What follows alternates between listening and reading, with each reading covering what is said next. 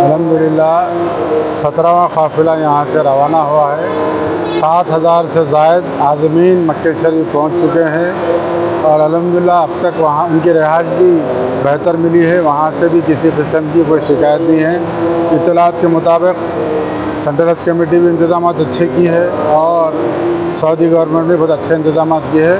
अब तक कोई शिकायत वहाँ से भी मौसूल नहीं हुई और यहाँ भी अरकान हज कमेटी, वॉलंटियर्स और दीगर हमारा स्टाफ जो दूसरे डिपार्टमेंट से भी डिप्यूट होकर आया है, अच्छा इंतज़ाम कर रहे हैं।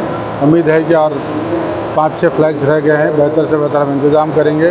हमारी खिदमत में किसी किस्म का कोई कसर हम बाकी नहीं रहेंगे। हज कमेटी में आज अभी तक कोई कंप्लेंट है? मैं आपको वही बता रहा हूँ, सऊदी गवर्नमेंट भी बहुत अच्छा की है, सेंट्रल हज कमेटी, CGI अच्छा, अभी तक कोई शिकायत नहीं है और उम्मीद है अल्लाह की वजह से इंशाअल्लाह ताला आइंदा शिकायत भी नहीं मिलेगी। सब इसमें खवातीन कितने हैं, जेंट्स कितने? वो देख के बताना पड़ेगा।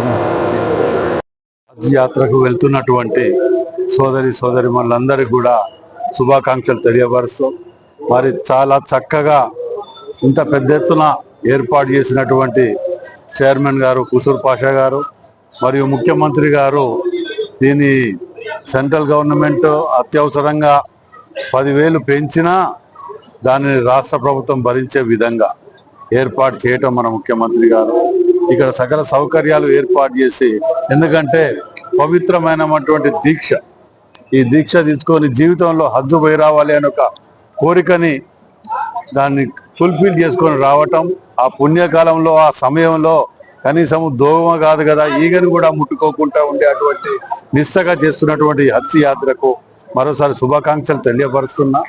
మరి అందరూ కూడా ఆరోగ్యాలు సుఖ సంతోషాలతోటి ఉండాలని చెప్పి హజ్ యాత్రలో భగవంతు అల్లాహ్ని కోరుకొని రావాలని చెప్పి మనం చేస్తాం।